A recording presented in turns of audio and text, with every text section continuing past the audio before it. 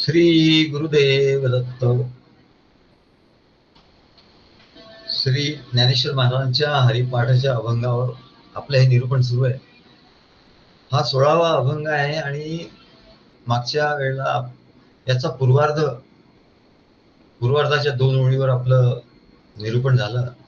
आता उत्तरार्धाच्या 2 ओळीवर आज आपण निरूपण बघणार आहोत. तेव्हा हा अभंग आपण म्हणू आधी.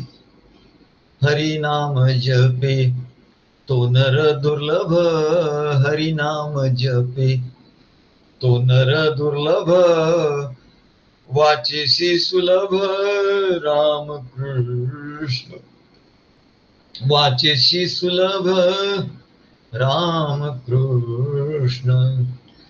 राम कृष्ण नामी उन्मनी साधली, राम कृष्ण नामी उन्मनी साधली, तयासी लाधली सकळ सिद्धी, तयासी लाधली सकळ सिद्धी.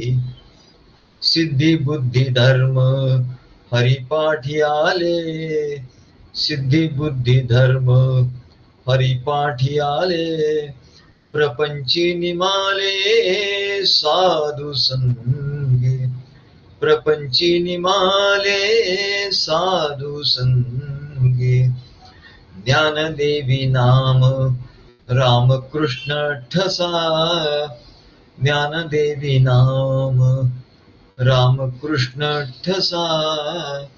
तेणे दश दिशा आत्माराम, तेणे दश दिशा आत्माराम. तेव्हा ज्ञानेश्वर महाराज काय सांगतात? सिद्धी बुद्धी धर्म हरिपाठी आले, प्रपंची निमाले साधू संगे. साधूंच्या संगतीमध्ये हे सर्व सिद्धी बुद्धी धर्म हे हरिपाठामध्ये जे आले आणि ते प्रपंची निमाले साधू संगे. आणि साधूंच्या संगे म्हणजे सद्गुरूंच्या संगतीमध्ये हे प्रपंचात सर्व लय झाला असं ज्ञानेश्वर महाराज सांगतात.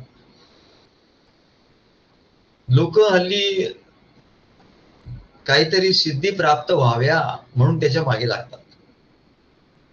काहीतरी सिद्धी प्राप्त व्हाव्या आपल्याला, त्याच्यामुळे आपण काहीतरी लोकांवर आपला प्रभाव पडेल, लोक आपल्याला मानतील, त्याच्यामुळे मान सन्मान मिळेल, त्याच्यामुळे अनेक लोक आपल्याला जोडले जातील आणि त्याच्यापासून आपल्याला काही संपत्ती वगैरे प्राप्त होईल असा विचार करत असतात.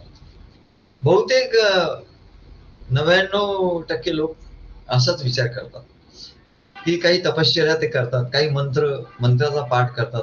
अनेक ठिकाणी अनेक प्रकारच्या तपश्चर्या सांगितलेल्या असतात.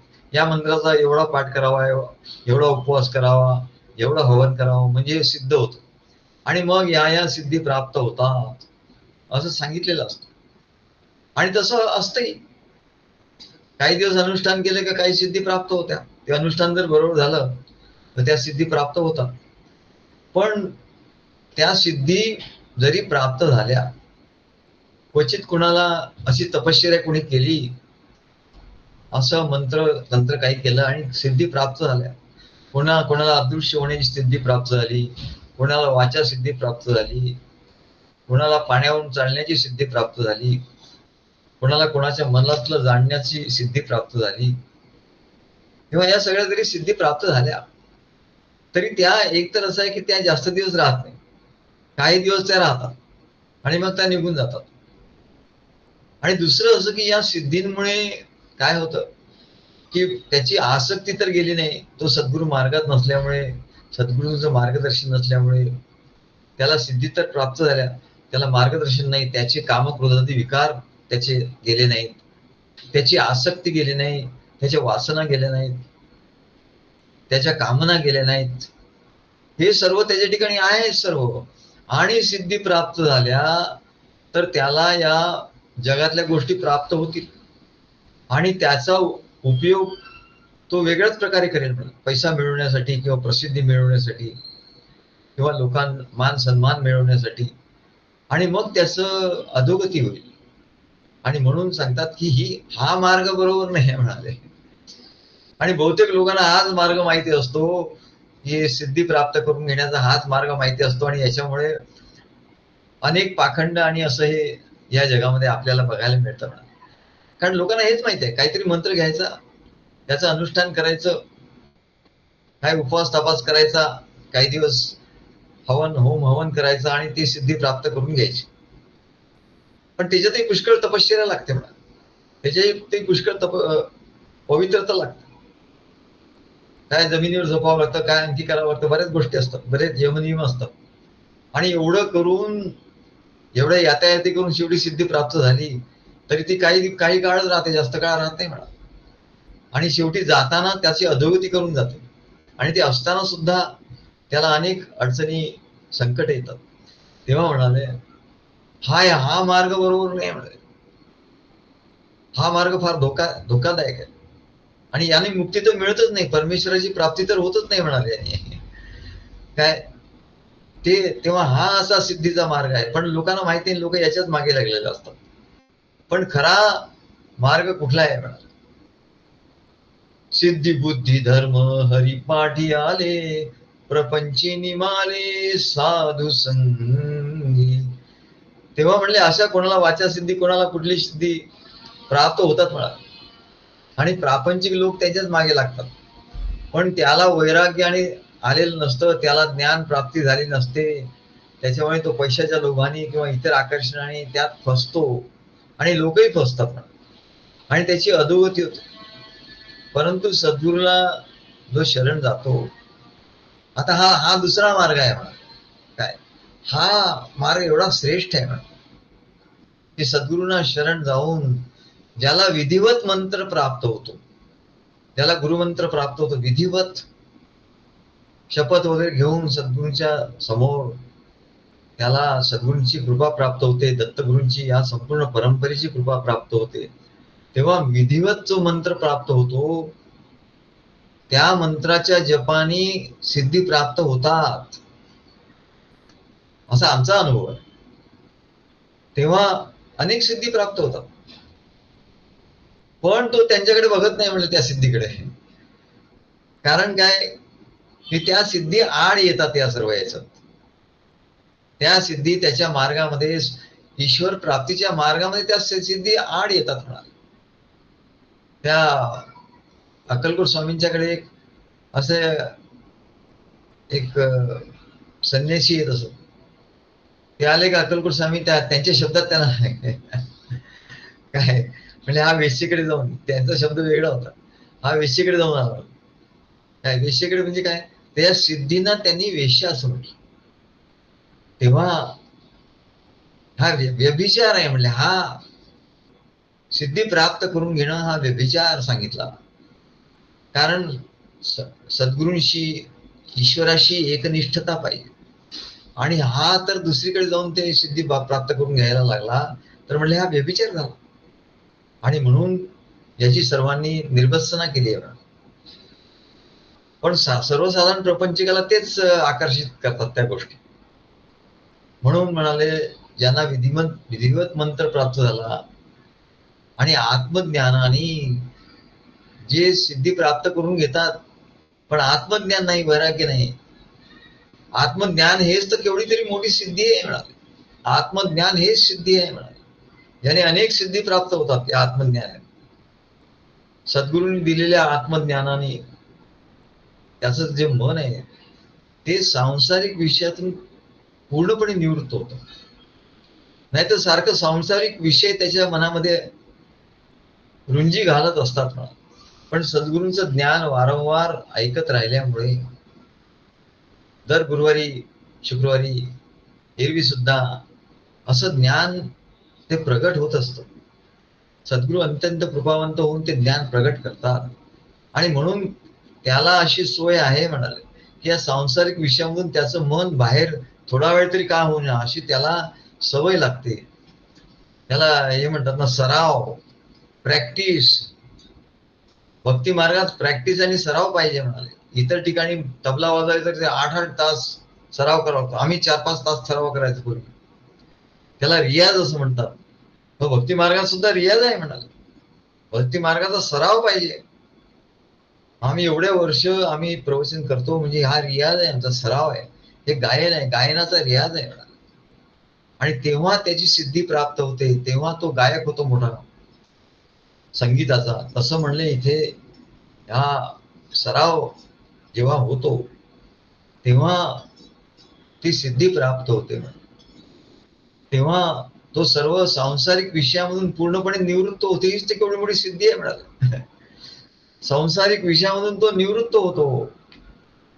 त्याच्या मनाच्या ठिकाणी सांसारिक विषय नसतात.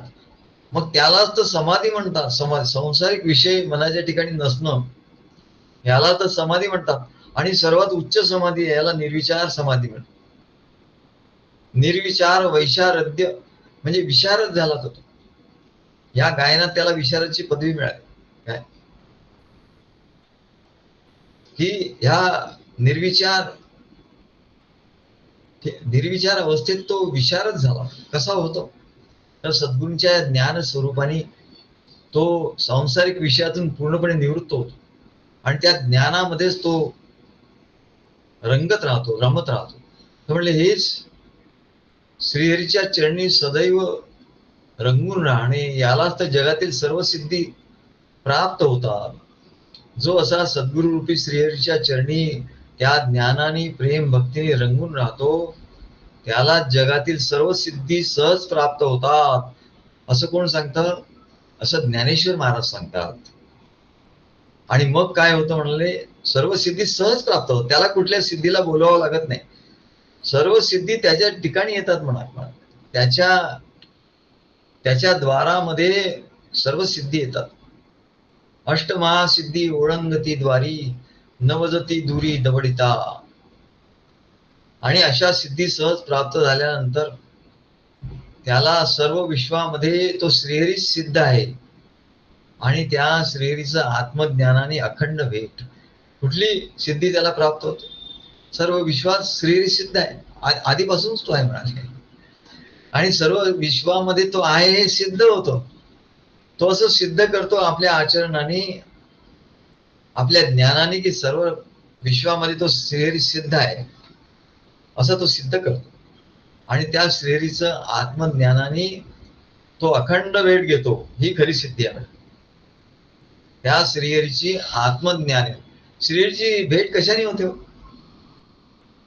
सर्व विश्वात तो श्रीहरी आहे, त्याची भेट कशाने होते? त्याच्यासाठी काय लागतं, काय करावं लागतं? तर म्हणजे त्याची भेट फक्त आत्मज्ञानाने होते, बाकी कशाने होत नाही. आणि म्हणूनच तर सद्गुरू सारखं आत्मज्ञान सांगत असतात. त्या आत्मज्ञानाने त्या श्रीहरीची अखंड भेट होते, निरंतर भेट होते. आणि अशी आत्मज्ञानाने निरंतर भेट घेणं हीच तर सर्वश्रेष्ठ सिद्धी आहे म्हणाला. ही सर्वश्रेष्ठ सिद्धी आहे आणि बाकीच्या सिद्धी याच्या मागोमाग येतात म्हणाला. आणि म्हणून ही सिद्धी कशी प्राप्त करून घेता येते ते हनुमंतांनी अगदी 3 वाक्यात सांगितलं. हनुमंतांनी 3 वाक्यात सांगितलं की अरे ही आत्मज्ञानाने प्रभू रामाची, आत्मा रामाची अखंड भेटी कशी प्राप्त करून घेता येते ते सांगितलं. प्रभू रामाने त्याला विचारलं, हनुमंताला त्याची परीक्षा घेतली. म्हणून सद्गुरू एकदम सांगतात तुम्ही बोला आता, अशी परीक्षा घेतात. आणि त्याच्या ठिकाणी काय आहे, कुठला विषय आहे, संसाराचा विषय आहे की अध्यात्माचा विषय आहे, ज्ञानाचा विषय आहे, ते बघतात. तेव्हा हनुमंताला विचारलं की म्हणाले तुझी ओळख तू सांग, काय तू कोण आहेस, हु आर यू? तर हनुमंताने अगदी 3 वाक्यात एवढं सुंदर उत्तर दिलं. आणि याच्यातच सर्व भक्ती मार्गाचा सार आहे. म्हणजे याच्यात सर्व अखंड भेट, कशी अखंड भेट त्या आत्मज्ञानाने होते, याच्यात सर्व आत्मज्ञान आहे. की ह्या हनुमंताच्या मार्गाने गेलं, भक्तीच्या वाटा तुम्ही दाव्याव्या सुभटा असं हनुमंताला म्हणतात. हनुमंताला विनंती करतात की या भक्तीच्या वाटा तुम्हीच दाखवा म्हणाले. तुम्ही या भक्तीच्या वाटाने गेले, त्याच्यात म्हणले तुम्ही माहीर आहात, तर तुम्ही आम्हाला या भक्तीच्या वाटा दाखवा. तेव्हा हनुमंतांनी 3 वाक्यात सांगितलं की देह भावेन दासोहम हनुमंत म्हणाले की प्रभू रामा, माझी ओळख म्हणजे या देहाने जर विचाराल तर हा देह म्हणले देह भावाने मी आहे, तर तुमचा दास आहे. जसं त्यांनी सांगितलं तुमच्या चरणी मला जागा द्या, म्हणजे काय? दास्य भक्त. देह भावेन दासोहम, देहाला जागा कुठे द्या? तुमच्या चरणी मला, माझ्या देहाला तुम्ही जागा द्या, म्हणजे तुमची सेवा करायला. की मी देहभावाने, जर माझ्या ठिकाणी देहभाव असेल तर म्हणेल मी तुमचा दास आहे, मी तुमचा दास आहे असा भाव तुमच्या, तुमचं दास्य करण्याकरता हा देह मिळालाय. आणि असा जेव्हा भाव असतो तेव्हा सर्व अहंकार गळून जातो. अहंकार जर जायचा असेल आपल्या देहाचाच अहंकार असतो, तर तो दास्य भक्तीने जातो. आणि म्हणून सद्गुरूंची सेवा, सद्गुरूंना सेवा नको असते. सद्गुरूंना कोणी काही करायचं असं काही नसतं, पण ते त्यांची कृपा असते की ते सेवा देतात, त्यासाठी कार्य निर्माण, नाही तर याला अनुभवच नाही येणार. अरे सेवा नाही केली तर याचा देहाचा अहंकार खूप वाढेल. तो म्हणेल मीच सगळं केलं, मीच सगळं काही करतो, असं त्याच्या ठिकाणी मी हा नेहमी येईल. म्हणून तू देहभावाने आहे ना, तर तू दास आहे, सद्गुरूंचा दासानुदास. देह भावेन दासोहम, याच्यात त्यांनी बाजी मारून टाकली. काय देहभावाने मी दास आहे, याच्यामुळे सर्व अहंकार त्याचा सुपडा साफ होऊन गेला. बघा हनुमंतानी कसं, याला सिद्धी म्हणतात. सर्वश्रेष्ठ सिद्धी आत्मज्ञानाने अखंड भेट, पहिली भेट त्यांनी घेतली हनुमंतांनी. दास्य भक्ती, आणि दास्य भक्ती कुठल्या प्रकारची, कुठल्या पायरीवरची भक्ती? 9वी भक्ती, दास्यम सख्यम आत्मनिवेदनम. म्हणजे सख्यम आणि आत्मनिवेदन फक्त 2च पायऱ्या राहिल्या मग. म्हणजे 7वी भक्ती आहे. 7वी भक्ती एवढी श्रेष्ठ भक्ती आहे म्हणाले. 7वी भक्ती दास्य भक्ती. आणि हनुमंत त्या ठिकाणी ते जागा मागतात, तुमच्या चरणाशी जागा द्या. हनुमंतांनी तसंच मागितलं म्हणते, काय तुमच्या चरणाशी मला जागा द्या, असं हनुमंतांनी मागितलं. आणि प्रभू रामाने त्याला चरणाशी जागा दिली. हनुमंत नेहमी चरणाशी बसून राहायचे. खाली बसायचे, ते वरती नाही. सद्गुरू बसलेले आहेत, पुढे आपण बसले असं नाही ना, ते सद्गुरूंच्या चरणाशी बसतो. म्हणजे याच्यात काय दाखवतो? आणि सद्गुरू म्हणतील मग आता तुम्ही वर बसा, मग ठीक आहे वर बस. परंतु तिथे त्यांच्या चरणाशी बसणं याने हा जो भाव आहे, कृतीवरून भाव कळतो. कृती आधी भाव नसेल तर कृती मुद्दाम करायला सांगतात, म्हणजे कृती करता करता तो भाव येतो. आणि भाव असेल तर त्याची कृती सहज घडेल. म्हणून देह भावेनं दासोहम, केवढं मोठं याच्यामध्ये ज्ञान आहे म्हटलं, केवढी मोठी सिद्धी आहे की अहंकार गेला त्याचा. त्याचा देहाचा अहंकार नाहीतर फार कठीण आहे म्हणा, ज्ञानाने घालवणं कठीण आहे. ज्ञानाने असं म्हणतात मी हा देह नाही आहे, मी देह नाही, मी मन नाही, बुद्धी नाही, तिथे नाही. काय मी नच पाणी पादो,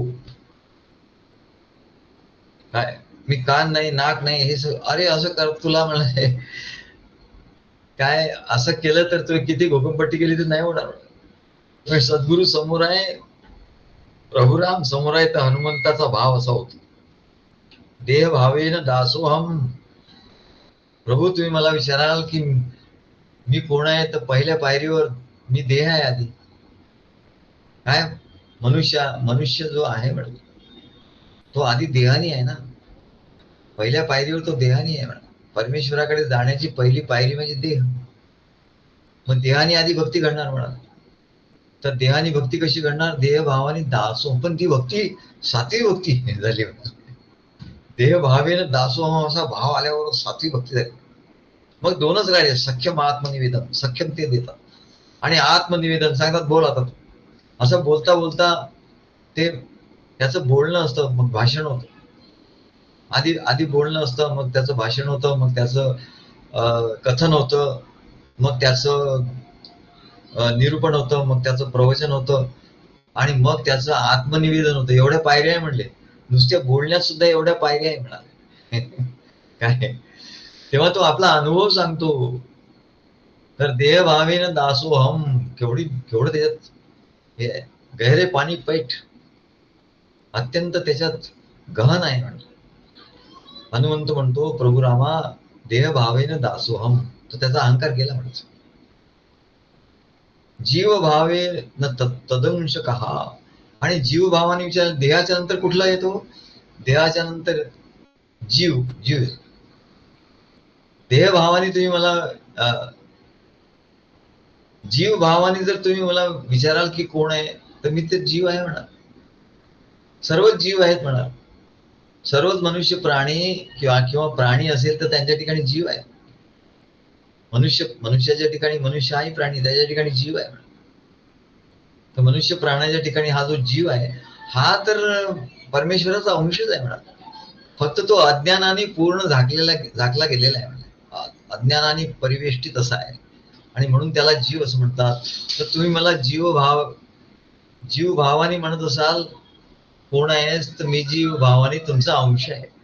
मग तुमचा अंश आहे हे मला कळलं म्हणजे ज्ञान झालं, तर मग तो शिव झाला म्हणले. ज्याला असं कळलं की मी जीव भावाने तुमचा अंश आहे, हे ज्याला कळलं की मी जीव नाही मी अंश आहे जीव भावाने, हे ज्याला कळलं की मी प्रभू रामाचा अंश आहे, सद्गुरूंचा अंश आहे, काय मी सद्गुरूचा आहे आणि सद्गुरूचा मी अंश आहे असं असं ज्याला कळलं, असं ज्यांनी मनन चिंतन करता करता करता असं ज्यांनी दृढ आपल्या हृदयामध्ये आपल्या बुद्धीमध्ये हे की मी सद्गुरूंचा अंश सद्गुरूंचा अंश असं ज्याने आपल्या ह्याच्यात तसं म्हणाले.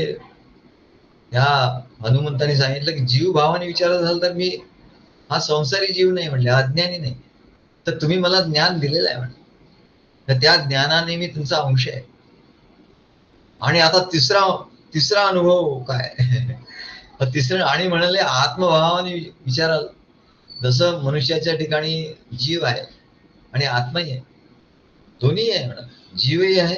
आता गुरुवार प्रवचन आपण सांगितलं मनुष्याच्या ठिकाणी, गुरुवार सांगितलं का कधी सांगितलं माहिती काय सांगायचं राहिलं आहे माहिती.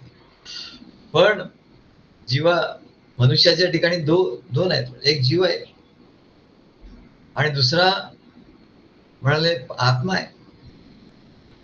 जीव आहे तो पूर्ण शरीराला व्यापून आहे, शरीरात झोपलेला आहे आणि तो शरीराला व्यापून आहे. तसाच आत्मा आहे तोही म्हणाले शरीरात झोपलेला आहे आणि शरीराला व्यापून आहे. तेव्हा हनुमंत म्हणतात की आत्मभावेन रामोहम, आणि आत्मभावाने तुम्ही विचाराल की तू कोण, तर मी आत्माराम आहे. हे तुम्हीच सांगितलं, तुम्हीच मला आत्मज्ञान दिलेलं आहे आणि त्यामुळे मी आत्मभावाने मी आत्मारामच आहे. इथे मी निश्चितामती हे नुसतं मिळालं. मी काही भाषण करत नाहीये, आधी भाषण करावंच लागतं म्हणजे. पण माझा निर्धार आहे म्हणजे माझा निश्चय आहे की देहभावाने मी दास आहे, जीव भावाने मी तुझा अंश आहे आणि आत्मभावाने मी प्रत्यक्ष रामच आहे, आत्मा राम आहे. तेव्हा म्हणले या 3 वाक्यात प्रभू रामाशी आपल्या अखंड भेट म्हणजे काय, तर प्रभू रामाशी अखंड भेटीचा ऐक्याचा अनुभव हनुमंतांनी सांगितला. तसं म्हणाले या जो शिष्य असतो, शिष्य याच्यासाठीच काय म्हणले, शिष्य त्याचा अंश आहे सद्गुरूंचा, ते आपला अंश आहे असं बघतात. आणि देहभावाने तो दास आहे, शिष्यभावाने तो त्यांचा अंश आहे आणि आत्मभावाने ते आपल्याला एकरूप बघतात. गजानना श्री सद्गुरु ऐक्य रूपा, अवधूत बाळा करी एक रूपा, असं महाराज सांगितलं. त्या प्रार्थनेमध्ये आपण म्हणतो गजानना श्री सद्गुरु ऐक्य रूपा, ऐक्यरूप सद्गुरु हे ऐक्यरूप आहे. आणि अवधूत बाळा, अवधूताची जी बाळा आहेत जे सर्व शिष्य मंडळी आहेत ते म्हणले अंश आहेत. अवधूत बाळा करी एक रूपा, त्यांना आत्मरूप तुम्ही करून घ्या असं म्हणतो. आणि म्हणून सांगतात अखंड भेटीचा अनुभव आपल्याला घ्यायचा आहे तर सद्गुरूंशीच एकरूपता होता येते म्हणले, नाही तर या जगात कोणाशी एकरूपता होता येत नाही. कुठल्याही देवता देवी यांच्याशी, रामकृष्णांतिकांशी सुद्धा एकरूप होता येत नाही. एकरूप होता येतं फक्त सद्गुरूंशी. आणि जो सद्गुरूंशी एकरूप झाला तो म्हणले सर्व रामकृष्ण यांच्याशी एकरूप झाल्याचा अनुभव त्याला येतो. आणि म्हणून रामदास स्वामी सांगतात जो सद्गुरूशी शरण गेला, अद्वैत निरूपणे बोधला, मग जरी वेगळा केला तरी होणार नाही. जो सद्गुरूंशी शरण गेला, सद्गुरूंना शरण कशाला जायचो, वेगळं होण्यासाठी जायचं का. काही लोक येतात मला वाटतं सद्गुरूंचा मंत्र वगैरे घ्यायचा आणि मग थोडं आपलं हे करायचं, मग आपण वेगळं व्हायचं आणि मग छान मस्त आपलं ध्यान करायचं, योग करायचा आणि हे करायचं. अरे असं नाही म्हणत. रामदास स्वामी काय सांगतात, जो सद्गुरूशी शरण गेला, अद्वैत निरूपणे बोधला. अद्वैत अखंड भेटीचा अनुभव, अद्वैत निरूपणे बोधला. अद्वैताचं निरूपण सद्गुरू त्याच्याशी करत असतात. त्याला सांगता देहभावाने तू दास, जीवभावाने तू अंश आहेस आणि आत्मभावाने तू मीच आहे. सोहम त्याला मंत्र देतात, सोहम मंत्र, तूच मी आहे. सोहम भावाने तूच मी आहे. पण हे सगळं दास्य भक्तीशिवाय नाही यार. दास्य भक्तीशिवाय त्याचं पुढे जाणच नाही ना. नाही तर तो अहंकार येऊन सगळं ज्ञान गिळवून स्वरूपी देला अहंकार राहो. तो अहंकार रूपी राहो जो आहे तो स्वरूपाच्या ठिकाणी उगवतो म्हणले. स्वरूपी रूपी सूर्याच्या ठिकाणी उगवतो आणि त्या स्वरूपी उद्भवला अहंकार राहो तेने गिळले. त्या सूर्याला तो गिळून टाकतो म्हणा. ज्ञान सूर्य किती प्रगट झाला तरी त्याला तो अहंकार रूपी राहू गिळून टाकतो. आणि म्हणून सांगतात सावधान, जो सद्गुरूशी शरण गेला, अद्वैत निरूपणे बोधला, मग जरी वेगळा केला तरी होणार नाही. म्हणजे एकदा तो सद्गुरूशी अद्वैत निरूपणाने बोधला, सद्गुरूशी एकरूप झाला की म्हणले तो कधी सोहम ज्ञानाने, सोहम बोधाने तो कधीच वेगळा होणार नाही. कारण काय, त्या श्रीहरीच्या असा तो सिद्ध होतो. श्रीहरीच्या त्या जपानी नामस्मरणाने तो असा सिद्ध होतो म्हणा. आणि म्हणून ज्ञानेश्वर महाराज सांगतात ही खरी सिद्धी आहे म्हणाले. कुठली? जो सद्गुरूंशी शरण गेला, अद्वैत निरूपणे बोधला, मग जरी वेगळा केला तरी होणार नाही सिद्धी आहे. आणि अशी सिद्धी प्राप्त होण्याकरता नामस्मरण आणि नाम संकीर्तन त्याला करायला सांगतात. नाम संकीर्तन म्हणजे त्याचं महात्म्याचं संकीर्तन. त्याला जो अनुभव आला सद्गुरूंच्या ठिकाणी त्याला नाम संकीर्तन असं म्हणतात. आणि म्हणून ज्ञानेश्वर महाराज म्हणतात हीच मोठी सिद्धी आहे. सिद्धी बुद्धी धर्म हरिपाठी आले. म्हणून ते सांगतात सिद्धी बुद्धी धर्म हरिपाठी आले. सिद्धी बुद्धी धर्म सर्व हरिपाठात आलं म्हणा. अरे त्या या जगामध्ये तुला काय सिद्धी पाहिजे, तुला काय चांगली बुद्धी पाहिजे, प्रकांड पंडित तू झाला पाहिजे. सिद्धी बुद्धी धर्म आणि सर्व या जगाच्या सर्व चालीरीतींचं ज्ञान तुला झालं पाहिजे. लोक कसे वागतात, त्यांच्याशी आपण कसं वागायचं. सत्व रज तम 3 प्रकारचे लोक असतात म्हणा. त्या गुणाचे लोक असतात. त्यांच्याशी आपण कौशल्याने कसं वागायचं. योगा कर्मसु कौशलम याला धर्म असं म्हणतात. तेव्हा धर्म हरिपाठी आले. जो या सद्गुरूंच्या महात्म्याचं गायन करतो आणि त्यांनी दिलेल्या मंत्राचा जप करतो आणि त्यांनी सांगितलेलं ज्ञान आणि त्यांच्यामुळे आपल्याला आलेला अनुभव, सद्गुरूंचा अनुभव, सद्गुरूंचा आपल्याशी आलेला अनुभव, सद्गुरूंचा इतरांशी आलेला अनुभव, ह्या सगळ्या अनुभवाचं जो तेव्हा गायन करतो तेव्हा त्याला हरिनाम असं म्हणतात. आणि या हरिनामाने हरिपाठ असं म्हणतात. हरिनाम हरिपाठ असं. तेव्हा या हरिपाठामुळे काय होतं, सिद्धी बुद्धी धर्म हरिपाठी आले. तुला सिद्धी पाहिजे ना, तुला बुद्धी पाहिजे ना, आणि तुला धर्म म्हणजे या जगात कसं वागावं कळत नाही. लोक बावचळून जातात. या जगात कसं कोणाशी काय वागावं काहीच कळत नाही. त्याला धर्म असं म्हणतात. जगाचे धर्म म्हणजे काय, हिंदू मुस्लिम धर्म असं वगैरे नाही म्हणा. धर्म म्हणजे काय, धर्म म्हणजे या जगातल्या त्रिगुणात्मक स्वभाव असणाऱ्या 3 गुणांचे स्वभाव असणाऱ्या सत्व रज तम अशा लोकांच्या बरोबर कसा कौशल्याने व्यवहार करावा, की ज्याच्यात आपण अडकणार नाही. कसा कौशल्याने व्यवहार करावा याला धर्म असं म्हणतात. आणि सिद्धी सिद्धी सगळ्या सिद्धी आपल्याला सगळं अनुकूल होणार. सर्व काही सिद्धी त्याच्यामुळे नाम जपामुळे, नाम संकीर्तनामुळे, सद्गुरूंच्या ज्ञानामुळे, सद्गुरूंच्या कार्यामुळे आपल्याला या सगळ्या सिद्धी ज्या ज्या काही सिद्धी आहे म्हणजे त्या त्या वेळेला ज्या सिद्धीची आवश्यकता असते ती सिद्धी आपल्याकडे येते. आपल्याला यश प्राप्ती होते. प्रत्येक गोष्टीत आपल्याला यश प्राप्ती होत असते. त्याला सिद्धी असं म्हणतात. बुद्धी म्हणजे या जगामध्ये खूप बुद्धिमान लोक असतात. बरेच बुद्धिमान लोक असतात. तर भक्त असतो तो सुद्धा काही कमी बुद्धिमान असतो असं नाही. त्याला असं वाटत असतं आपल्याला काही बुद्धी नाही वगैरे. पण महाराज आमचे सांगायचे, अरे म्हणाले आपल्या मार्गामध्ये जो आला, जो भक्त झाला त्याच्यासारखी बुद्धी कोणाला नसते म्हणाल. तो हुकमाचा एक काय, तो एक वाक्य बोलेल तर म्हणले किती विद्वान माणूस असेल तो गप्प बसेल म्हणाले. अशी त्याच्याकडे सिद्धी असते, अशी त्याच्याकडे बुद्धी असते म्हणाले. आमच्या महाराजांच्याकडे बाई यायच्या, त्या कुठल्या तरी आता आपली रोहिणी आहे ना तशी ती त्या सेक्रेटरी होत्या. तिचे कोणी ऑफिसर होते, ऑफिसमध्ये सेक्रेटरी होते. अशी रोहिणी आपल्या ती साधी आहे, एकदम साधी बुद्धी. रोहिणी म्हणजे साधी बुद्धी एकदम. हा तिला कोणी बुद्धिमान म्हणेल का? नाही. तसेच ती बाई होते. पण वेळ आली की हे संस्कार असे जागृत होतात ना की आपोआप कसं वागायचं त्या लोकांशी बरोबर कळतं. आणि बरोबर त्या परिस्थितीत त्यांनाही आश्चर्य वाटतं, तरी ही तर साधी आहे मुलगी आणि हिने कसं काय आपल्याला सोल्युशन दिलं असं वाटतं.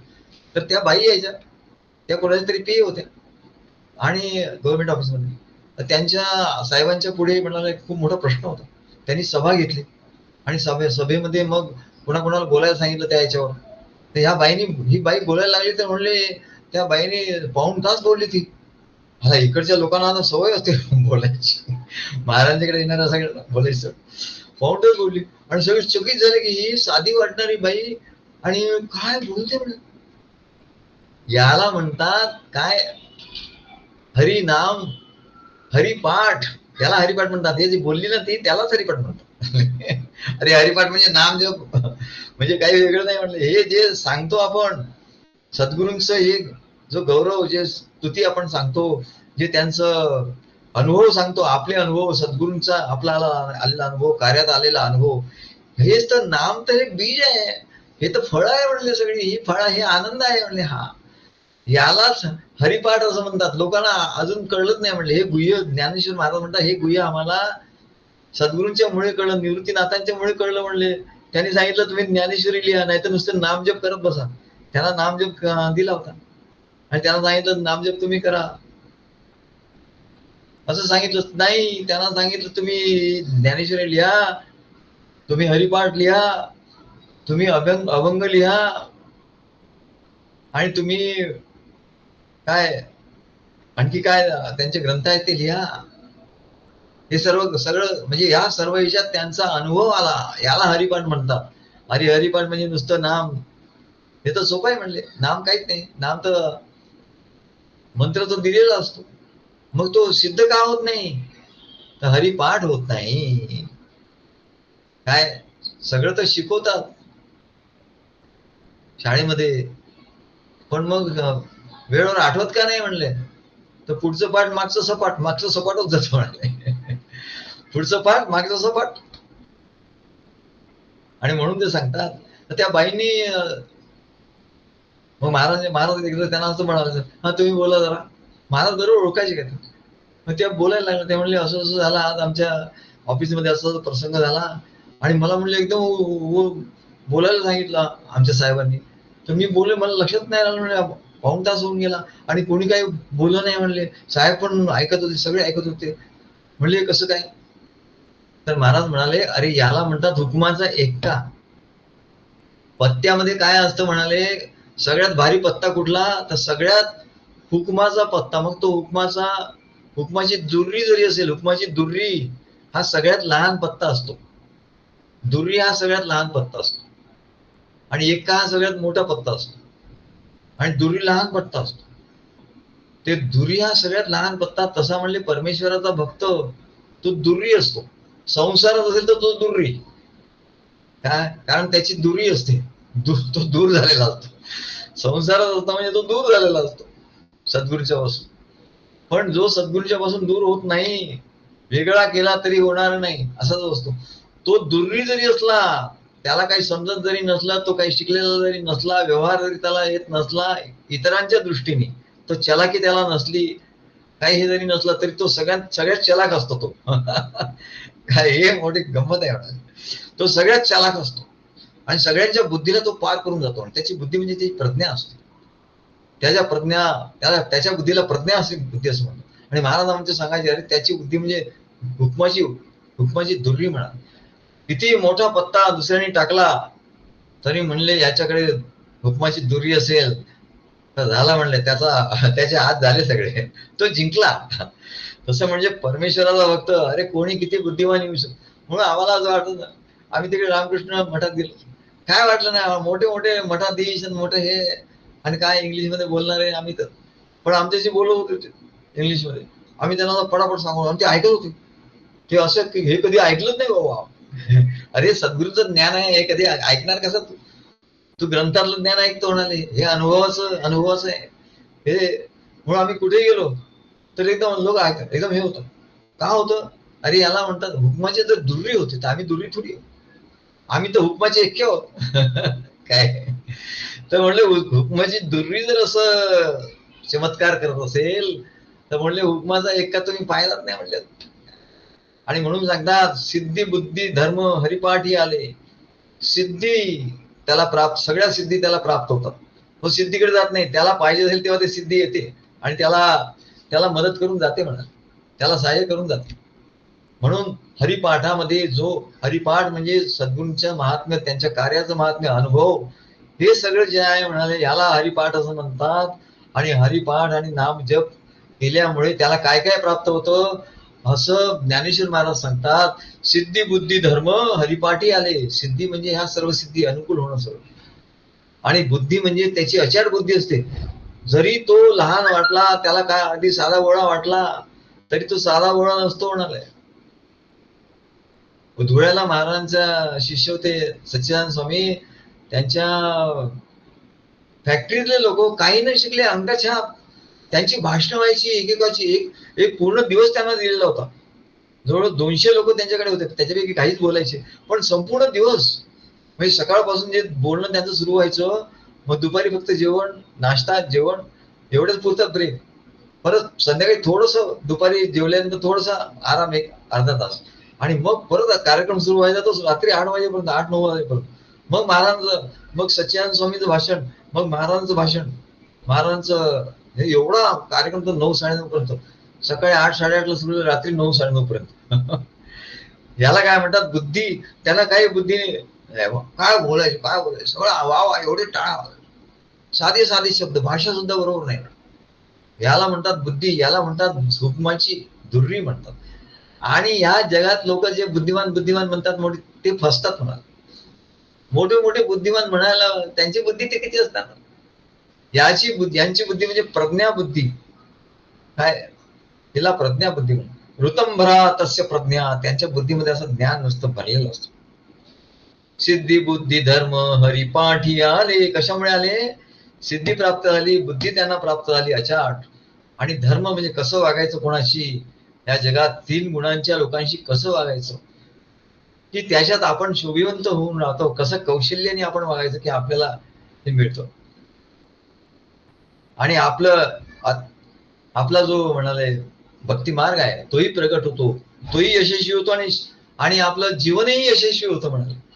म्हणून सिद्धी बुद्धी धर्म, धर्म याचा अर्थ हा आहे म्हणाले. हे तुम्हाला कसं कळलं म्हणजे काय, आम्ही वाचतो आम्ही सांगतो. खरं म्हणजे काय, धर्म म्हणजे काय बाबा, इथे आता ज्ञानेश्वर महाराज काय म्हणतात, धर्म हा धर्म म्हणजे हे सगळं वागण्याचं कौशल्य म्हणजे धर्म. हरिपाठी आले सर्व ऐक वैभव, सर्व संपत्ती त्याला प्राप्त होते म्हणाले.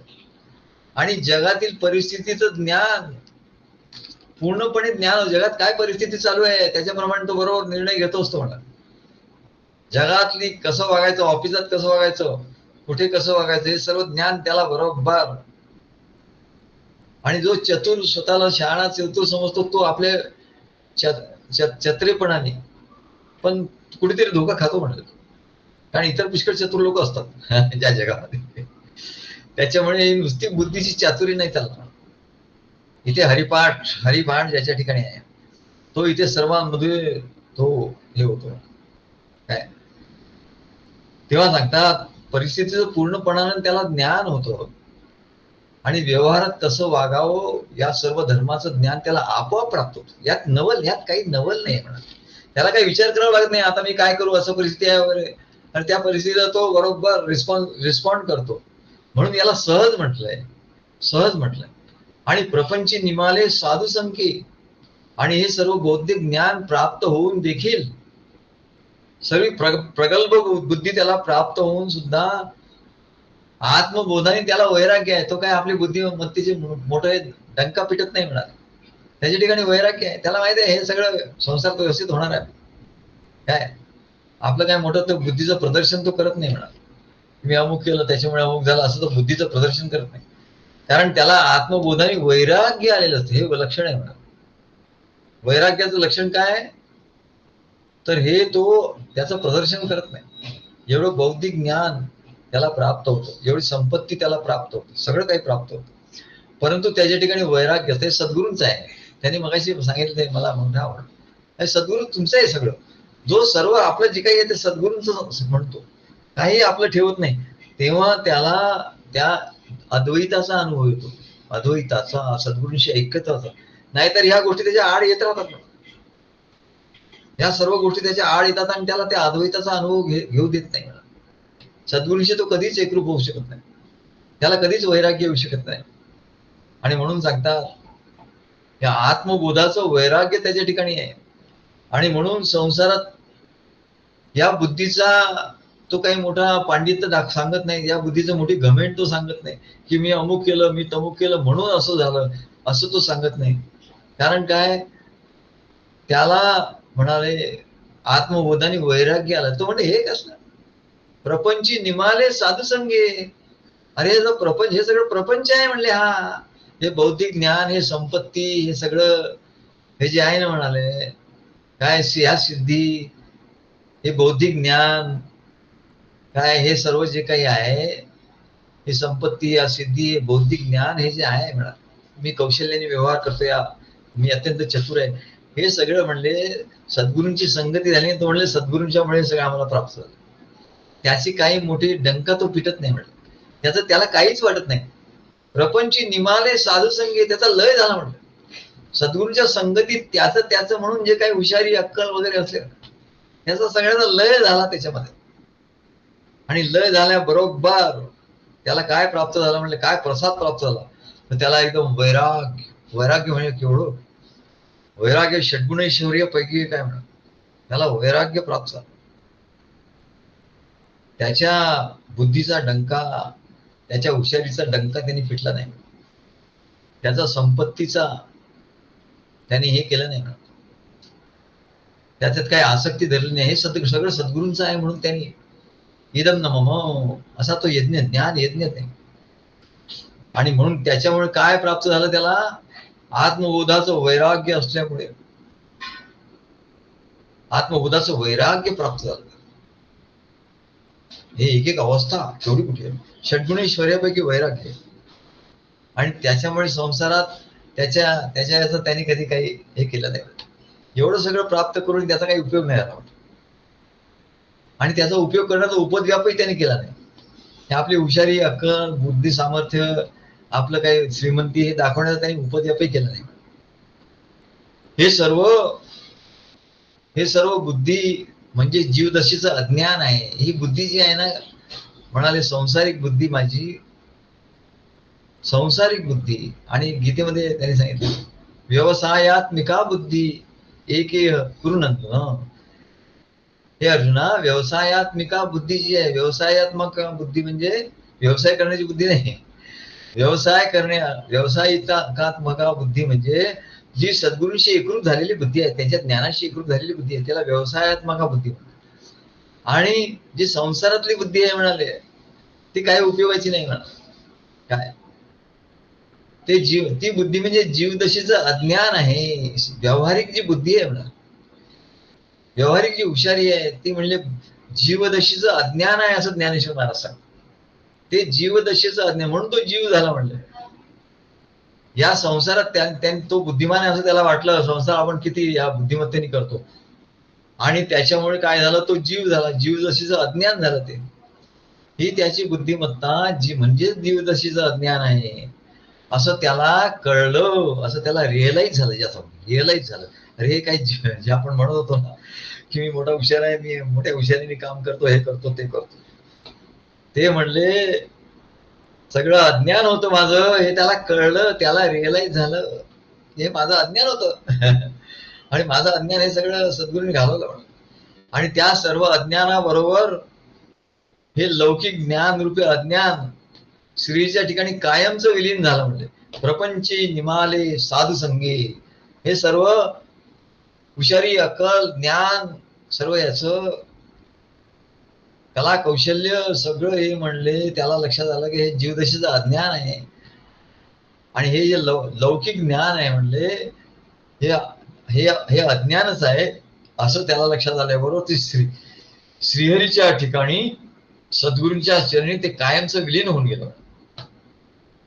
कायमचं विलीन झालं, त्याला ही सिद्धी प्राप्त झाली. ही मोठी सिद्धी आहे म्हणले, सिद्धी बुद्धी निधी काय अवघीच उपाधी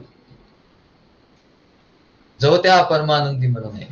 तेव्हा आम्ही रिटायर झालो, आम्ही त्यावेळी पीएचडी होतो, त्या पीएचडीचा आम्ही काहीच उपयोग केला. पण आमच्या वरती ते एक राहायचे कांबळे म्हणून, ते किरण ओळखतो त्यांना, ते कॉन्कोलचे होते. तर ते मला म्हणाले, एक दिवस आले आणि मला म्हणाले, सर काय तुम्ही पीएचडी आहात? अहो म्हणले, आमच्या कॉन्कोल सेक्शन मध्ये पीएचडी कोणी मिळत नाही म्हणले, इथे पीएचडी नाहीच आहे कोणी. आता 89 ची गोष्ट, तेव्हा पीएचडी नव्हते. मी पीएचडी झालो तेव्हा फक्त 6-7 पीएचडी होते. अख्ख्या मुंबईमध्ये 6-7 पीएचडी आमच्या विषयामध्ये. त्यातल्या त्यात मॅनेजमेंट विषयामध्ये कोणीच पीएचडी नव्हता, मी पहिला पीएचडी. तेव्हा त्यांच्या लक्षात आलं, हो म्हणे तुम्ही इथे बसता काय म्हणाले. मला मोठं आश्चर्य वाटतं. म्हणले आम्हाला रोज प्रिन्सिपल विचारायला येतात, हो कोणी पीएचडी असेल तर द्या आम्हाला प्रिन्सिपल. काय मॅनेजमेंटचे इन्स्टिट्यूट मध्ये विचारायला येतात आम्हाला, तुम्ही यावर म्हणलं मी तुमची ओळख करून देतो. मग तिथे आमच्या हॉटेल होतं, त्या हॉटेलमध्ये त्यांनी त्यांना बोलावलं, तिकडच्या ते जे मुख्य होते त्यांना, आणि त्यांना सांगितलं की, आणि त्यांनी लगेच आमची अपॉइंटमेंट करून टाकली. तिथे ते आयटीचं आणि याचं हॉटेल मॅनेजमेंटचं कॉलेज होतं घोडबंदरला. ते लगेच म्हणलं, हो तू आम्हाला मिळतच नाही म्हणलं, मी किती बघतोय मिळत. लगेच अपॉइंटमेंट, आम्ही तिथे काम केलं. त्याच्यानंतर आम्हाला ते इकडे पण मिळालं होतं, त्या कलानी कॉलेजमध्ये. ते कॉलेज केवढं मोठं झालं आता तेव्हा. आणि ते अजूनही मला म्हणतात, सर आप आइए प्रिन्सिपल के. म्हटलं आता प्रिन्सिपल कुठे म्हणलं, काय म्हणलं, नाही तो फिर आप प्रिन्सिपल दीजिए, तुम्ही 3-4 लोकांना त्याच्याकडे प्रिन्सिपल म्हणून पाठव. एवढं त्यांचं हे आहे ना. तेव्हा हे एवढंच, याला सिद्धी असं म्हणतात ना. हे सगळं लौकिक ज्ञान. आम्ही म्हणलं, हे रे लौकिक ज्ञान आहे, या काय करायचं आहे आपल्याला तर भक्ती मार्ग करायचा. तेव्हा ते माझ्या घरी यायचे प्रत्येक वेळा. 2-3 वर्ष आम्ही काम केलं, मग ते सोडलं, हे मग परत यायचे. अरे अरे असं करता करता आम्ही त्यांच्यामुळे 3-4 ठिकाणी 3 MBA कॉलेजमध्ये आम्ही डायरेक्टर झालो, 2 ठिकाणी प्रिन्सिपल झालो त्यांच्यामुळे. नाही तर आम्हाला काही गरज नव्हती, गरज होती पण आम्हाला त्याच्यात हे नव्हतं, वैराग्य आला ते काय करायचं. ते म्हणले आमच्या मुलांना अजूनही काही प्रिन्सिपल, आजच एका प्रिन्सिपलचा फोन आला, त्यांचं काहीतरी ते आम्ही त्याचे प्रकाशन करायचं कॉन्फरन्स. ते म्हणले, सर तुम्ही एवढे आहात, एवढं तुमचं ज्ञान आहे आमच्या कॉलेजमध्ये या म्हणले, तुमचा आमच्या मुलांना उपयोग होईल म्हणाले. काय तुम्हाला आम्ही एकदम बोलवतो म्हणले आमच्याकडे, अरे असे बोलत असतात पुष्कळ. पण आम्हाला आता त्यात काही एवढं विशेष विशेष काही वाटत नाही. तेव्हा सिद्धी बुद्धी धर्म हरिपाठी आले, प्रपंची निमाले साधू संगी. सद्गुरूंचा एवढा संघ आम्ही केला की त्याच्यात सगळं ते काय त्याचा लय होऊन गेला म्हणलं. आम्ही कोण आहोत आणि काय आहोत, आमची काय हुशारी आहे, काय आम्ही अभ्यास केलाय, काय डॉक्टरेट मिळवलाय, काय केलाय, सगळं प्रपंची निमाले साधू संगे. सद्गुरूंच्या संगे ते सगळं म्हणले त्याचा लय होऊन जातो. आणि मग काय होतं फार सुंदर सांगतात ज्ञानेश्वर महाराज. असं पुढे पुढे आपल्याला नेतात पुढे. असं झालं वैराग्य आल्यानंतर मग काय होतं म्हणलं, या संसाराची काही मातापरी राहिली नाही. आणि मग काय होतं म्हणले, काय आपण कुठल्या अवस्थेला येतो, असे एक एक अवस्था त्या मार्गदर्शन ते करतात. ज्ञानदेवी नाम रामकृष्ण ठसा, ज्ञानदेवी नाम रामकृष्ण ठसा, तेने दश दिशा आत्माराम. असे हे जे म्हणले मैलाचे दगड त्यांनी लावून ठेवले आहे, त्या मैलाच्या दगडाने आपल्याला जायचंय पुढे. जाता जाता अनुभव घेता घेता घेता ज्ञानदेवी नाम रामकृष्ण ठसा. म्हणजे ज्ञानदेवांना काय काय अनुभव आला, ज्ञानदेवी नाम रामकृष्ण हरी या नामाने ज्ञानेश्वर महाराजांच्या ठिकाणी असा ठसा उमटला. कसा ठसा, त्या नामामध्ये भगवंताचं अवतार चरित्र असतं. नामामध्ये नाम एवढंच आहे, राम एवढंच आहे नाव, कृष्ण एवढंच नाव आहे, हरी एवढंच नाव आहे. पण तो हरी म्हटल्याबरोबर तो ध्रुवासाठी कसा धावून आला, प्रल्हादाकडे धावून आला. तर आम्हाला परमानंद स्वामी सांगितलं तुम्ही लिहा, तो ध्रुवासाठी कसा धावून आला, प्रल्हादासाठी कसं धावून, अमक्यासाठी कसं धावून आला. आणि आम्ही एवढं एवढं मोठं काव्य झालं, कसं झालं होते. याला म्हणतात रामकृष्णी ठसा. रामकृष्ण हरी, त्या हरीचा ठसा आमच्या ठिकाणी ठसला. त्या अवताराचं चरित्र साठवलंय म्हणले त्या हरी या एका शब्दात. हरी म्हटल्याबरोबर तो आला म्हणले. त्या ध्रुवानी त्याला हाक मारला, त्या गजेंद्राने त्याला हाक मारला. आणि एक कमळ असं होतं म्हणत आहे, त्या संकटात तो होता आणि कमळ नुसतं असं पिकलं वरती. तर भगवान विष्णूंनी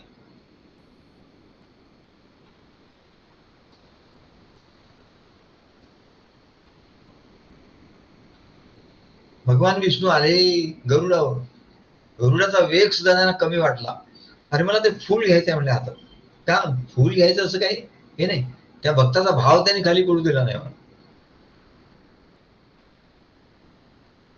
याला ठसा असं म्हणतात.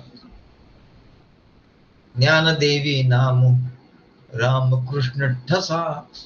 हे आम्हाला कसं कळलं ठसा म्हणजे काय, ते किती कठीण आहे हे कळायला कळेल. रामकृष्णाचा ठसा कसा उमटतो, ठसा उमटायचा म्हणजे ते किती मृदू मुलायम असतात. प्लास्टिकचं ते असं हे करतात, त्याच्यामध्ये साच्यामध्ये घालतात, त्याला वितळवतात, मग त्याच्यावर ते गरम करतात, मग ठसा उमटतो. असा ठसा उमटणे ते द्रवीभूत होतं. ते प्लास्टिक असो, ते लोखंड असो, ते जे द्रव्य आहे म्हणले, पितळ असो, कुठल्याही जो ठसा, तर त्याला ते गरम करतात आणि मग त्याला पातळ करतात आणि मग त्याच्यावर तो ठसवतात, तेव्हा तो ठसा उमटतो म्हणा. त्याचं म्हणले जेव्हा ते हृदय द्रवित होतं, द्रवित असं नुसतं हरी म्हटल्यावर ते हृदय द्रवित होतं. आणि असं द्रवित झाल्याबरोबर त्याच्यावर तो हरिनामाचा ठसा उमटतो. हरी म्हटलं, राम म्हटलं, राम आणि लक्ष्मण याचे संबंध, राम आणि हनुमान याचं चरित्र. आता लोक नुसतं मनोरंजनासाठी बघतात, पण सद्गुरूंच्या ठिकाणी त्या सर्व चरित्राचा आपण अनुभव जेव्हा घेतो, आणि म्हणून नाम म्हणजे काय, नाम म्हणजे पुष्कळ विस्तार आहे म्हणा. शतकोटी प्रविस्तरम. अरे या नामाचा विस्तार वाल्मिकीने केला 100 कोटी रामायण निर्माण झाले म्हणजे एवढा विस्तार. षटकोटी प्रविस्तरम, एक एक अक्षरम पुंसा महापातकनाशनम. काय म्हणले, अरे तुम्ही काय सांगता, मंत्रांनी पापाचा नाश होतो, असं पुढे फार मस्त विषय आहे. पुढे खूप मस्त विषय आहे. पुढच्या अभंगामध्ये ज्ञानेश्वर महाराज सांगतात, तुम्ही काय सांगता नामाने? अरे नाम राहू दे म्हणले तुमच्या ठिकाणी. अरे चरित्र जो नुसतं आठवेल त्याचे सगळे पाप नाहीसे होतं, तो वैकुंठात जाऊन बसतो म्हणले. त्याला हरी म्हणम, त्यांनी हरी म्हटलं का नाही म्हटलं त्याच्यावर काही अवलंबून नाही. महाराज म्हणायचे आम्ही, अरे तुम्हाला मंत्र द्यावा लागतो, केविलवाणी गोष्ट आहे ना. महाराजांची म्हणायची तुम्हाला मंत्र द्यावा लागतो, याच्यासारखी केविलवाणी गोष्ट नाही. पण देऊन ठेवतो, कारण तुम्ही काही तुमच्याकडून काही झालं, काय झालं, अधोगती झाली तर म्हणजे तो मंत्र तुम्हाला तारणार आहे. अधोगती झाली तर संकट आलं तर मंत्र चालणार. पण खरं सांगू का म्हणाले, मंत्र गोपीनं कुठला मंत्र दिला? काहीच मंत्र दिला नाही. गोपीनं काहीच मंत्र दिला नाही. मनात त्राय ते इथे मंत्र, त्यांना माहिती होतं त्या एवढा सक्षम आहे प्रेमाने, त्यांच्यावर एवढा श्रीकृष्णाचा ठसा आहे हे म्हणले त्या कोणाला म्हणतात. मंत्र साधन जसं हे सगळे हे टेकू सारखं आहे म्हणतात. ज्याला बरोबर चालता येत नाही, अडखळतो, त्याला मग ते काठीत देतो, त्याला टेकू देतो. तेव्हा ज्ञानेश्वर महाराज पुढे काय सांगताय ह्याच्याच पुढचं आहे ते म्हणले ते तर राहू दे म्हणले मंत्र इंद्र घरी तुझ्या, तू ऐक म्हणाले हे जे चरित्र आहे हे सद्गुरूचं चरित्र, आपलं चरित्र, भक्तांचं चरित्र, हे सरळ म्हणले त्याला वैकुंठात घेऊन जातं. वैकुंठात चतुर्भुज होतो, तो विष्णुरूप होतो. बापरे एवढा होतो. अरे तो विष्णू होतो तो प्रत्यक्ष. एवढं चतुर्भुज होऊन ठेले असं पुढच्या अभंगात आहे. त्याची सुरुवात इकडे आहे ना, ज्ञानदेवी नाम रामकृष्ण ठसा, तेने दश दिशा आत्माराम, इथपर्यंत आणून ठेवतात ना. भगवंताचे अवतार चरित्र या नामामध्ये भगवंताचे अवतार चरित्र साठवलेले आहे. आणि विष्णू म्हटल्या बरोबर, हरी म्हटल्या बरोबर आपल्या समोर येतं त्या चरित्र. काय गजेंद्राच्या हाकेसरशी धावून आला, ते मन निष्ठुर का केले. म्हणजे याच्यामध्ये त्या भक्ताचं आणि भगवंताचं जे चरित्र आहे म्हणे, त्याच्यामुळे तुझं अंतःकरण असं काय म्हणले असं द्रवित होऊन जाईल म्हणे. हे भक्तीचं लक्षण आहे. भक्तीचं लक्षण काय म्हणले, अंतःकरण द्रवीभूत होऊन राहणं, की त्याच्यावर रामकृष्णाच्या ठसा उमटतो म्हणा. आणि रामकृष्ण नामाच्या प्रभू रामाने ज्या लीला केल्या, भगवान श्रीकृष्णाने ज्या लीला केल्या, त्या म्हणाले त्याच्या चरित्रातली अनुभवाचं स्मरण होतं. आणि कृष्ण नामाच्या स्मरणाने श्रीकृष्णाच्या चरित्राचं अनुभवाचं स्मरण होतं. परंतु हा अनुभव म्हणले केवळ रामचरित्राचं वाचन केलं, केवळ कृष्ण चरित्राचं वाचन केलं किंवा अभ्यास केला तर येऊ शकत नाही म्हणाल. म्हणून ज्ञानेश्वर महाराज सांगतात, ज्ञानदेवी नाम रामकृष्ण ठसा, तुझं अंतःकरण तसं झालं पाहिजे. मग त्याच्यात साचा रामकृष्ण या मंत्राच्या साचा आहे म्हणले. हा हे डाय आहे म्हणले, रामकृष्ण ही डाय आहे. आणि याचा ठसा जिथे उमटायचा ते म्हणजे तुझं अंतःकरण आहे. म्हणजे त्यांच्या अंतःकरणात रामकृष्णाच्या भक्तीचा अनुभव ठसलेला होता. भक्तीने द्रवीभूत झालेल्या अंतःकरणामध्ये तो अनुभव ठसला होता. आणि त्याच्यासाठी प्रभू राम आणि भगवान श्रीकृष्ण या अवतारांचा अनुभव म्हणून त्यांनी घेतला. राम तर त्रेतायुगात होऊन गेले हो. रामाचा अनुभव त्यांनी कसा घेतला, कृष्णाचा अनुभव त्यांनी कसा घेतला, मीराबाईंनी कृष्णाचा अनुभव कसा घेतला, सर्व भक्तांनी रामकृष्णाचा अनुभव सर्व संतांनी कसा घेतला. राम तर द्वापारात होऊन गेले, श्रीकृष्ण तर कृतयुगात होऊन गेला, श्रीकृष्ण तर द्वापार युगात होऊन गेले, राम तर कृतयुगात होणार. समजा त्रेतायुगामध्ये म्हणले, त्रेतायुगाचा तो प्रभू राम आणि द्वापरी झाला कृष्ण भगवान. तेव्हा हे द्वापारात होऊन गेले, त्रेतायुगात होऊन गेले, मग त्याचा अनुभव कसा घेतला म्हणा, असा प्रश्न सर्वसामान्याच्या मनात डोकावून जातो. परंतु ते त्यांना असं वाटतं ते आपल्या बुद्धीच्या पलीकडे, आपण काय विचार करणार, आणि म्हणून ते सोडून देतात. तेव्हा अनुभव कसा घेता येईल याचं उत्तर असं आहे. ज्ञानेश्वर महाराज सांगता की हा सर्व अनुभव प्रत्येकाने आपापल्या सद्गुरूंना शरण जाऊन प्रभू रामाचा अनुभव घेतला. कसा, हनुमंताचा भाव घेऊन उद्धवाचा अनुभव घेतला. कसा? श्रीकृष्णाला शरण जाऊन गोपींचा अनुभव, गोपींच्या प्रेमाचा अनुभव घेतला. कसा? सद्गुरूंच्या ठिकाणी कृष्णाचे भावना करून. हे सगळं अनुभव त्यांनी घेतले. कारण सद्गुरूंच्या ठिकाणी सर्व देवी देवता आणि अवतार यांचे अनुभव असतात. म्हणून हे अक्कलकोट स्वामींची कथा आहे ना, त्यांचा भक्त कोणी त्यांना मानणारा, तो म्हणाला मला ते देवीच्या दर्शनाला जायचंय. ते आमच्या कुळदेवी आहे म्हणाले, ते आम्हाला तिकडे जायलाच पाहिजे. तिकडे जाऊन त्यांचं दर्शन घ्यायला पाहिजे. तिकडे काय ओटी भरायला पाहिजे. अक्कलकोट स्वामीच्या ह्याच्यात आहे. तर अक्कलकोट स्वामी म्हणले, अरे कशाला जायला पाहिजे तुम्ही तिकडे? आता मी आहे ना इकडे. म्हणाला, तुला कशाला तिकडे जायला पाहिजे? नाही नाही म्हणले, आतापर्यंत आम्ही ते सगळं करतो आलो असं. तर म्हणले मला जायलाच पाहिजे. तर मग अक्कलकोट स्वामींनी त्याला दाखवलं. बघ म्हणाल, कुठली देवी म्हणतोस तू? अमुक. मग त्यांच्या ठिकाणी त्यांनी त्या देवीचं रूप आणलं आणि त्याला म्हणलं, अशीच आहे तुझी देवी? हा. बघ म्हणले, आता तुला इथे दर्शन झालं ना, प्रत्यक्ष दर्शन झालं देवीचं. तिथे तर म्हणले मूर्ती आहे, तुला माझ्या ठिकाणी प्रत्यक्ष देवीचं दर्शन झालं. मग आता तिथे जायची काय आवश्यकता आहे का? नाही. काय म्हणजेच याचा अर्थ काय की सद्गुरूंच्या ठिकाणी हे सगळे अनुभव घ्यायचे असतात. तुला देवीचा अनुभव घ्यायचा, सद्गुरूंच्या ठिकाणी घे ना.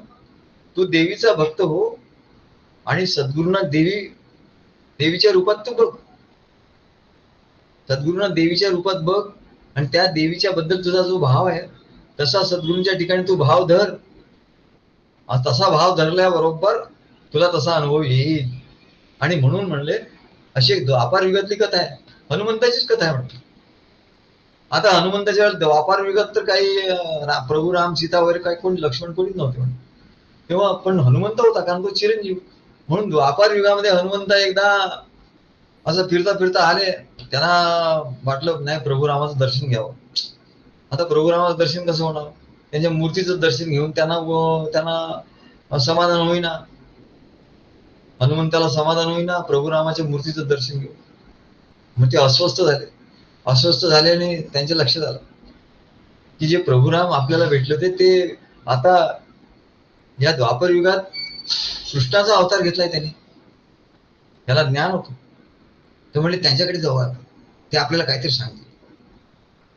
मग हनुमंत आले द्वारकेमध्ये आणि त्यांनी भगवान श्रीकृष्णाला सांगितलं, भगवंता हे तुमचं कृष्ण रूप आहे म्हणले, पण मला तर रामाचं रूप, मी ते रामाशी एकनिष्ठ आहे म्हणा. राम हाच माझा देव आहे. पण मला सगळं माहिती आहे म्हणा, सगळं ज्ञान आहे की तोच राम, तोच कृष्ण, तोच विष्णू.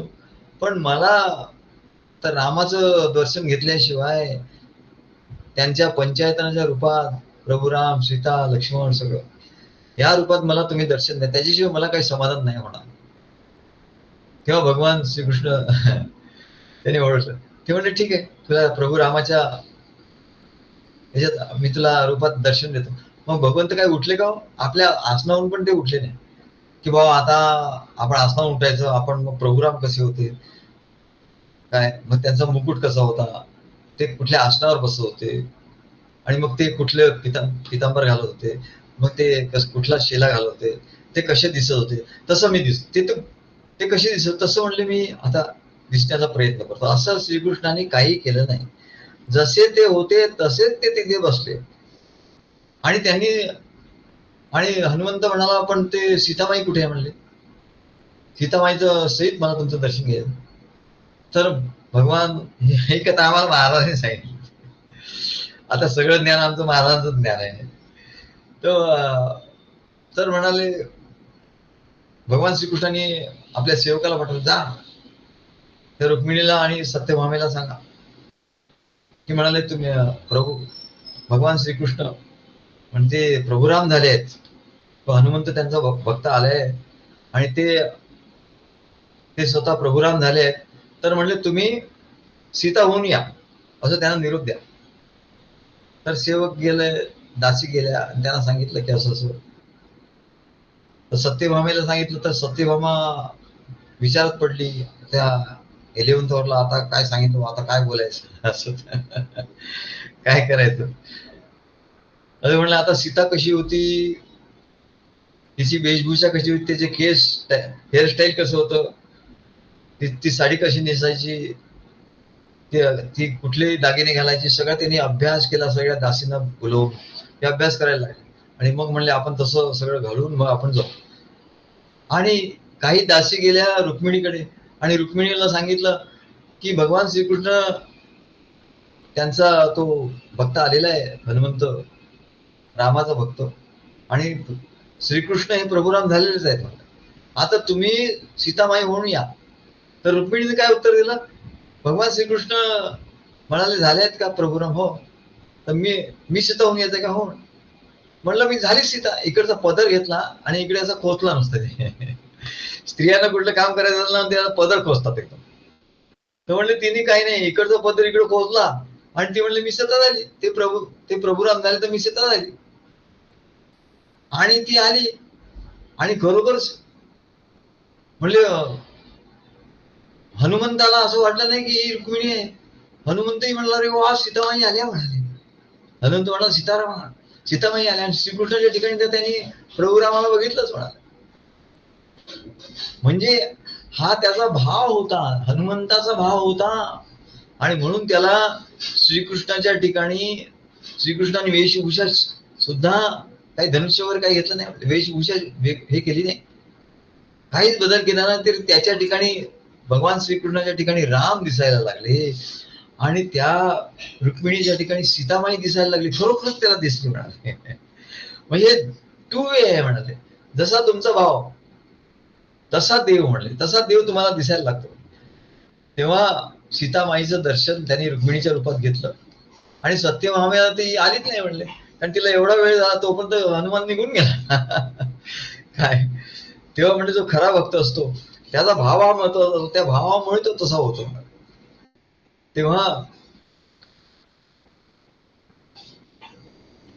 तेव्हा श्रीकृष्ण आणि रुक्मिणी हे प्रभुराम आणि सीता या रूपाने त्यांना दर्शन दिलं आणि म्हणले तो निघून गेला. कारण त्याच्या ठिकाणी हा अनुभव का आला तर ज्ञानदेवी नाम रामकृष्ण ठसा, त्याचा ठसा होता. आता हे प्रभुराम होणार असं म्हटल्यानंतर हे परमेश्वर आहेत, हे होऊ शकतात प्रभुराम, किंवा याने अवतार घेतलाय. तसं सद्गुरूने अवतार घेतलाय, हे प्रभुराम होऊ शकतात, हे श्रीकृष्ण होऊ शकतात. आणि असं ज्यांचा विश्वास नसतो ते म्हणतात काय की निजधामानंद सद्गुरू वेगळे आणि डॉक्टर अष्टीकर वेगळे. द्वैत आलं म्हणाले, तेच वेगळं होतं. मग ते वेगळे होतात सद्गुरूंच्या पासून. मग जरी एक वेगळा केला तरी होणार नाही असं नाही होत. अरे तू जातो वेगळं असं झालं का म्हणले, मी वेगळं समजत होतो. म्हणले अरे ते तुला तशीच त्याचा तुला अनुभव आला, तुझ्या भावाचा तुला अनुभव आला. तू सद्गुरूला डॉक्टर अष्टीकर म्हणून त्यांचं नाव ते आहे, पण त्यांचं सद्गुरू निजधामानंद स्वामी हे नाव आहे. आणि दोन्ही एक आहे हे तुला कळलं नाही, हे वेगळं करून तू बघितलं आणि त्याच्यामुळे तू त्यांच्याशी एकरूप झाला नाही, म्हणून तू वेगळा झाला. आणि तो वेगळा झाला तर झाला, आता एकरूप कसा होणार, आता नाही होत म्हणते. तेव्हा ज्ञानदेवी नाम रामकृष्ण ठसा, जोपर्यंत ठसा आपल्या ठिकाणी उमटत नाही तोपर्यंत सद्गुरूंचे चरण असं धरून राहिले पाहिजे. आणि ठसा उमटला की म्हणले तो सोडणार होता, तो अद्वैत झाला, काय तो एकरूप झाला, मग तो वेगळा होणार नाही. ते निदश दिशा आत्मा राम. एवढंच नाही, प्रभू रामाच्या ठिकाणी सद्गुरूंच्या ठिकाणी कृष्णाच्या ठिकाणी दिसतं असं नाही म्हणले, तर त्यांच्या ठिकाणी सद्गुरूंच्या ठिकाणी जेव्हा राम कृष्ण दिसतात तेव्हा म्हणले त्याला सर्वकडे राम आणि सर्व ठिकाणी कृष्ण दिसतात. या जगात काही वेगळं बघायला जावं लागत नाही त्याला, हे आपोआप आहे. लोक बघायला जातात, मी सगळीकडे अशी दृष्टी करतो की राम आहे, सगळे राम आहे, हा राम आहे, तो राम आहे, अशी दृष्टी नाही आला तुला अनुभव. तुझ्या आत्म्याच्या ठिकाणी तुला अनुभव आला की सद्गुरू हेच राम आहे, असा अनुभव आला की सगळ्या ठिकाणी आत्मारामाचा अनुभव सरायला. आणि म्हणून हा हनुमंताचा जो अनुभव आहे म्हणाला, ही द्वापारातली कथा आहे म्हटली. पण रामकृष्ण ठसा कसा असतो ह्याच म्हणले, त्यांचं इष्टदैवत प्रभू रामच होतं, तसं आपलं इष्टदैवत सद्गुरूच आहे. आणि त्याच्या ठिकाणी आपले इष्टदैवत काही असो, देव असो काही असो, हे सद्गुरूंच्या ठिकाणीच बघायला पाहिजे. नाही तर जोपर्यंत हे द्वैत आहे तोपर्यंत काही उपयोग नाही. एकनिष्ठ सेवा नाही होणार. एकनिष्ठ नाही, सद्गुरूंशी आपल्याला एकरूप व्हायचंय हे लक्षात ठेवायचं. तेव्हा म्हणले त्यांच्या चरित्राचा ठसा आपल्या हृदयात उमटला पाहिजे. आणि म्हणून ते म्हणतात की गुरु ब्रह्मा गुरु विष्णू गुरुदेव महेश्वरा. तुला ब्रह्मदेवाला भेटायचं असेल, विष्णूला भेटायचं असेल, शंकराला भेटायचं असेल किंवा साक्षात परब्रह्माला भेटायचं असेल तरी सद्गुरूंच्या ठिकाणीच तुला ते सगळं भेटता येईल. नाहीतर तुला म्हणले ब्रह्माही जवळ करणार नाही, विष्णूही जवळ करणार नाही आणि महेश्वरी करणार नाही आणि ब्रह्म तर दूरच राहिलं. तस्मै श्री गुरुवे नमः असं आहे.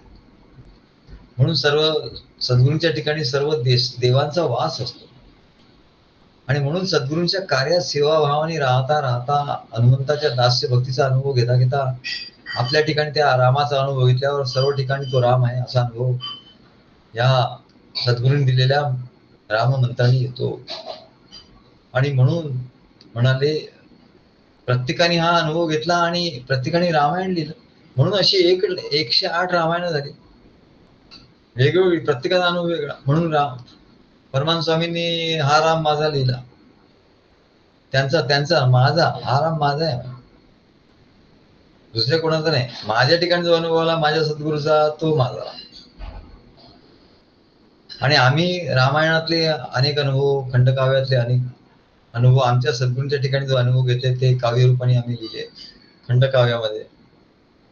आम्ही जो ध्रुव प्रल्हादाचा अनुभव घेतला तो आम्ही त्या चरित्रात लिहिला.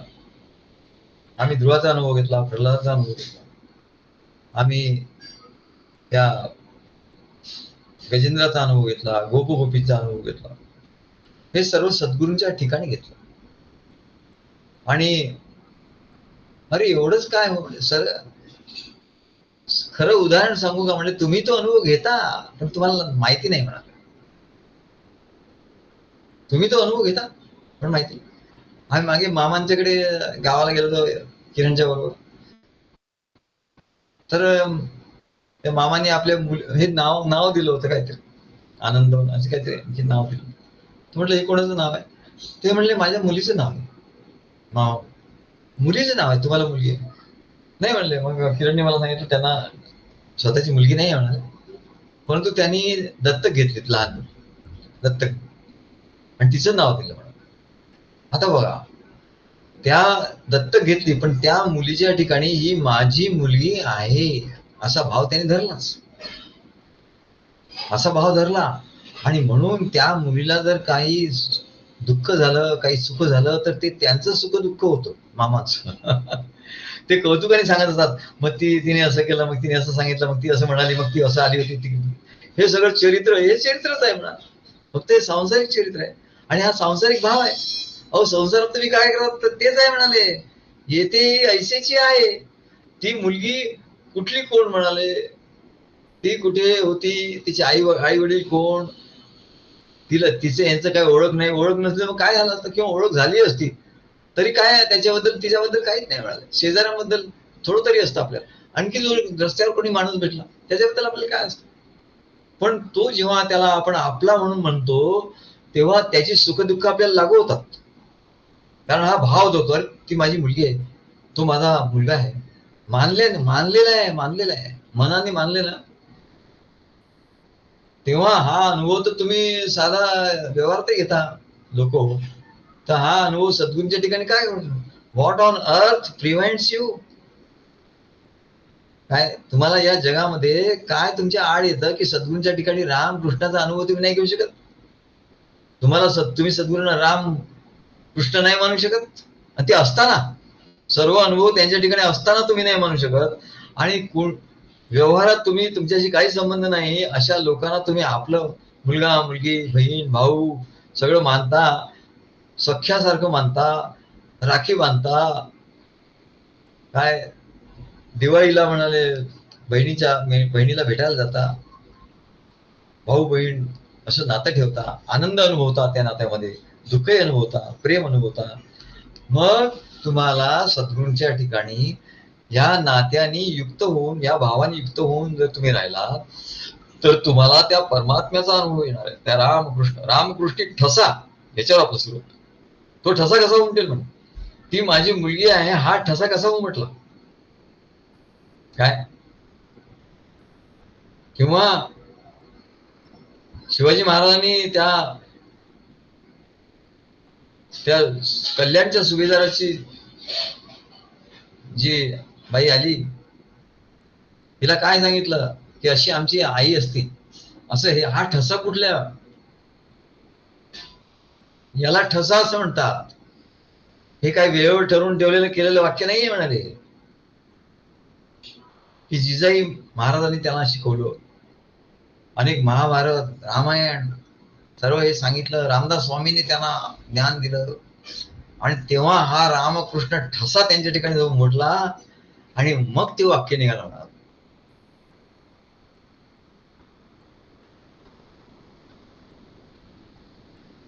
याला म्हणतात ठसा.